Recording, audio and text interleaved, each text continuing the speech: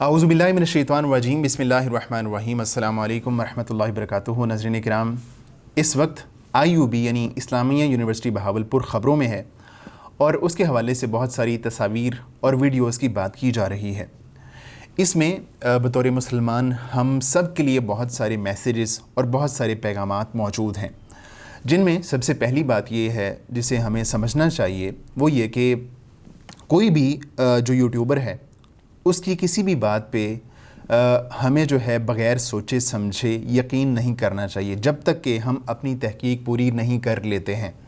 अभी एक यूट्यूबर ने वहाँ पे प्रोग्राम किया और उसने कहा कि 5500 वीडियोस और तस्वीर सामने आई हैं और इस बात को हर एक शख्स ने अपने एंगल से लिया और उसको अपने ही अंदाज़ में आगे बयान किया, जिसकी वजह से जो बच्चे वहाँ पे पढ़ रहे हैं, जो बच्चियाँ वहाँ पे पढ़ रही हैं, उनके वालिदैन जो है उनके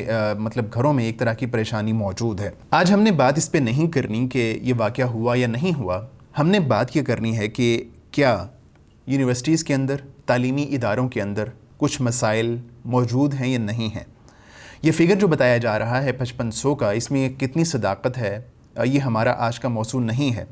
हम ये बात करना चाहते हैं कि चाहे ये फ़िगर सही ना भी हो, लेकिन इसके बावजूद बतौर एक टीचर, बतौर एक प्रोफ़ेसर मैं समझता हूँ कि तालीमी इदारों में, हमारी यूनिवर्सिटीज़ में, हमारे कॉलेजेस में मसले मसाइल बहुत ज़्यादा मौजूद हैं जिन पे हमें गौर व खोज़ करने की ज़रूरत है। अगर ये मसले मसाइल पैदा हो रहे हैं तो इसमें कौन शख्स जो है वो कसूरवार है? तो इसमें हम में से हमारे पेरेंट्स कसूरवार हैं, हमारे बाज़ टीचर्स कसूरवार हैं, हमारी ये सोसाइटी कसूरवार है। जिस तरह वो कहा जाता है कि घर घर में रोने की सदा मेरी है, शहर में जो कुछ हुआ है ख़ता मेरी है। ये जो मामलात इस तरह के सामने आ रहे हैं, ये कोई नया किस्सा नहीं है, ये एक पुराना किस्सा है और इस पे जो हमारा दुश्मन है, जो वेस्टर्न फ़िलॉसफ़ी है, उन्होंने बहुत मेहनत की है, बहुत पैसा खर्च किया है हमें यहाँ तक लाने के लिए। और जहाँ तक बात की जाए इस बात की कि बतौर मुसलमान हमें ये सोचना है कि क्या मखलूत तालीम हासिल करना क्या ये ज़रूरी है, और हमारे बच्चों और बच्चियों के लिए को एजुकेशन को लाजमी क्यों करार दे दिया गया है, क्यों ये लाजमी समझ लिया गया है कि मखलूत तालीम होगी तो ही जो है वो इदारा या वो यूनिवर्सिटी या वो जो है कॉलेज कामयाब होगा, ऐसा क्यों समझ लिया गया है? बतौर मैं एक टीचर, बतौर प्रोफेसर ये बात समझता हूँ कि वो बच्चियाँ, वो लड़कियाँ जो एक मेल स्टूडेंट्स के साथ पढ़ती हैं और एक मेल टीचर से पढ़ रही हैं, वो उतना खुल के ना तो सवालात कर सकती हैं और ना ही वो करती हैं खुल के सवालात, और ना ही वो लड़कों के सामने उस अंदाज़ में जो है वो चीज़ों को समझ सकती हैं, टेकअप कर सकती हैं। अगर उनके जहन में कई सवालात जन्म लेते हैं पढ़ते हुए, तो अपने जो है वो एक फ़ितरी जो एक शर्म है एक ख़ातून के अंदर, उसकी वजह से वो बसा औक़ात बल्कि बहुत दफ़ा टीचर से सवाल नहीं कर पाते। हालांकि उसके मुकाबले में जो बॉयज़ होते हैं,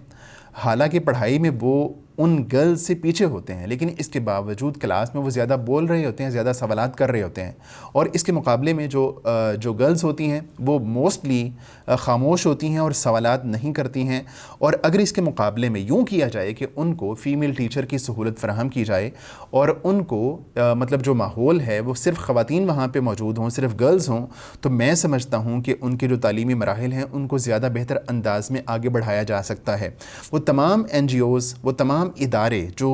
ख़वातीन की, जो गर्ल्स की तालीम की बात करते हैं, वो ये बात क्यों नहीं करते कि गर्ल्स के अगर इस तरह के मसाइल सामने आ रहे हैं, अगर उनको जो है वो हैरेस किया जा रहा है, तो इसका बेहतरीन हल ये है कि उनके इदारे, उनके जो यूनिवर्सिटीज़ हैं, उनके जो कॉलेजेस हैं, वो बॉयज़ से अलग हों। और मैं दावे से ये बात कहता हूँ कि अगर ये काम कर लिया जाए तो पाकिस्तान में जो ख़वातीन के तालीम की रेशो है उसमें खातिर खा इजाफ़ा हो सकता है। अगर ये इदारे, अगर ये NGOs चाहते हैं कि ख़वातीन तालीम हासिल करें, तालीमी मैदान में आगे बढ़ें, तो इनको चाहिए कि इस पे बात करें कि ख़वातीन के, गर्ल्स के जो कॉलेजेस हैं, इदारे हैं, वो बॉयज़ से अलग होने चाहिए। اگلی بات یہ ہے، میں نے کہا کہ بہت سارے ٹیچرز اس طرح کے ہوتے ہیں کہ جو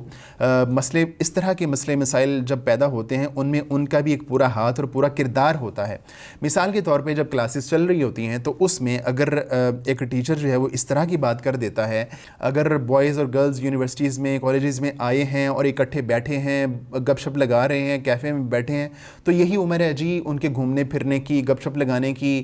اگر ایک ٹیچر اس طرح کی بات کرتا ہے تو اس کے بہت نیگیٹو اثرات ہوتے ہیں پوری کلاس کے اوپر،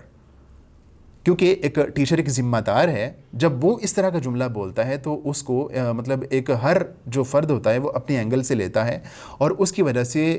بہت ساری منفی سرگرمیاں نہ صرف جنم لیتی ہیں بلکہ ان میں اضافہ بھی ہوتا ہے۔ اسی طرح ہم نے بہت سارے ٹیچرز کو دیکھا کہ جب کلاسز کے گروپ بنائے جاتے ہیں تو عام طور پہ کیا کیا جاتا ہے کہ بعض ٹیچرز جو بوائز اور گرلز ہوتے ہیں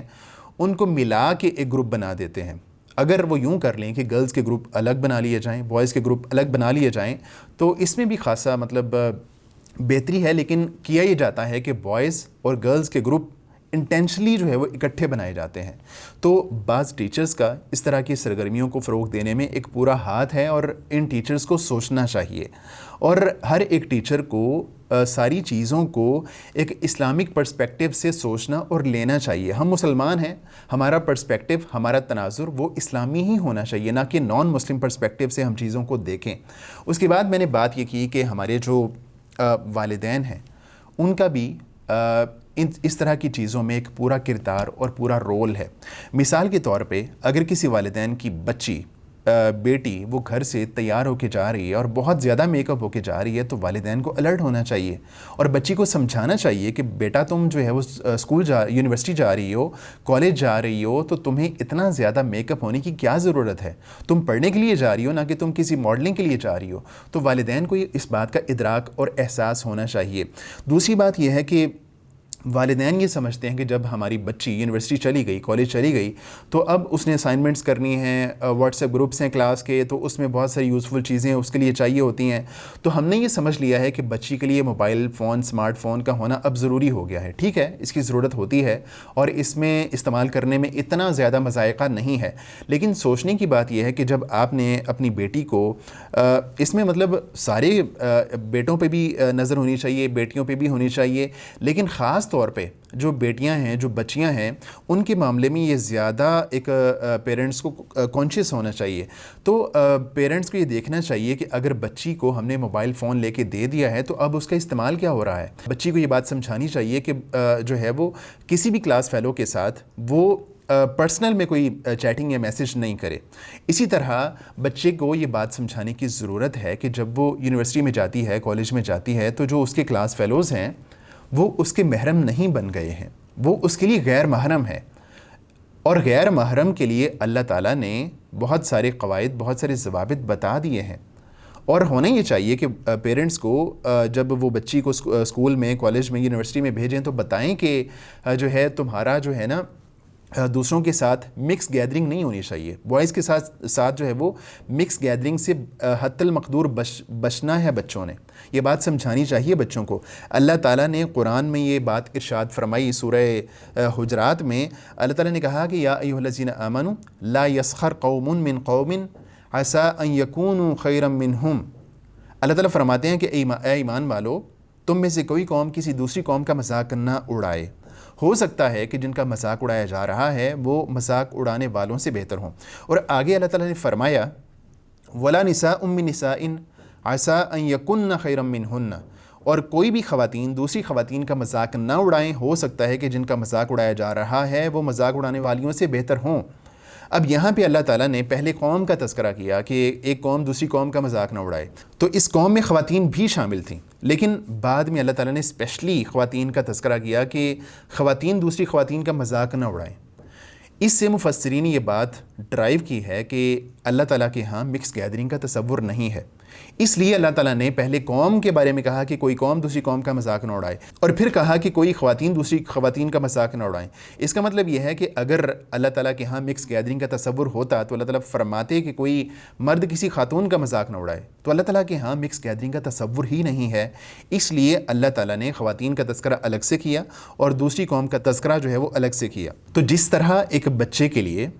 اپنے کسی کلاس فیلو کے ساتھ تنہائی اختیار کرنا، چاہے وہ موبائل کی ہو، چاہے وہ جو ہے وہ فزیکل جو ہے وہ آئسولیشن ہو، دونوں ہی منع ہیں، دونوں ہی حرام ہیں. تو اسی طرح بچوں کو یہ بات بتانے کی ضرورت ہے کہ وہ ٹیچر کے ساتھ بھی آئسولیشن اختیار نہ کریں.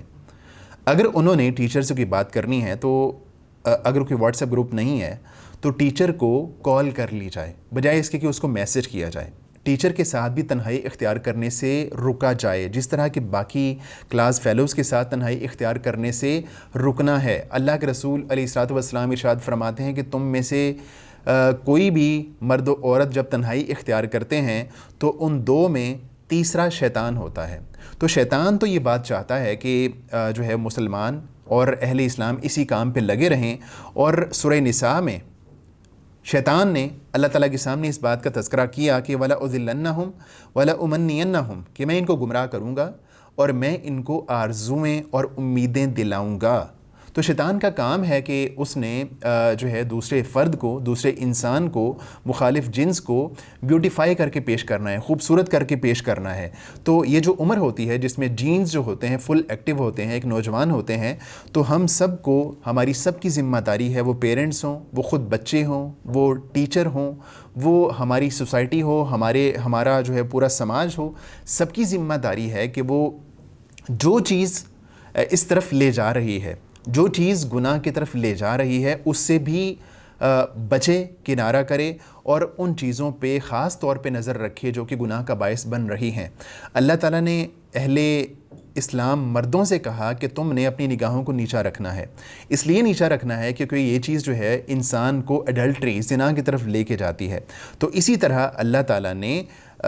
ایک عورت سے تقاضا کیا کہ اس نے اپنی نظروں کی بھی حفاظت کرنی ہے اور اپنی جو ہے وہ پرائیویٹ جو پارٹس ہیں ان کی بھی حفاظت کرنی ہے. اور اللہ کے رسول فرماتے ہیں جو شخص مجھے دو چیزوں کی ضمانت دیتا ہے، مجھے زبان کی حفاظت کی ضمانت دیتا ہے اور مجھے پرائیویٹ پارٹس کی حفاظت کی ضمانت کی ذمہ داری دیتا ہے، میں اس کو جنت کی ضمانت دیتا ہوں. تو ہم سب کو ان چیزوں پہ غور و خوض کرنا ہے، ہمارے بچوں نے بھی، پیرنٹس نے بھی. پیرنٹس کی بات میں ہمیشہ بہت زیادہ کرتا ہوں، پیرنٹس کی ذمہ داری بہت زیادہ ہے. اگر انہوں نے اپنے بچوں کو یونیورسٹی میں، تعلیمی اداروں میں بھیجنا ہے تو ان کو پوری ذہن سازی کے بعد بھیجنا چاہیے اور ان پر پورا فوکس ہونا چاہیے، پوری ذمہ داری ان کو لینی چاہیے اور اس بات کا ادراک ہونا چاہیے کہ بچوں کی عزت ان کے کیریئر سے زیادہ اہم ہے. خاص طور پہ خواتین کی عزت اور ان کی حیا ان کے کیریئر سے اور ان کا مستقبل سے کہیں زیادہ اہم ہے. اور اس سب چیزوں پہ ہم سب کو غور کرنا ہے. وآخر دعوانا ان الحمد للہ رب العالمین.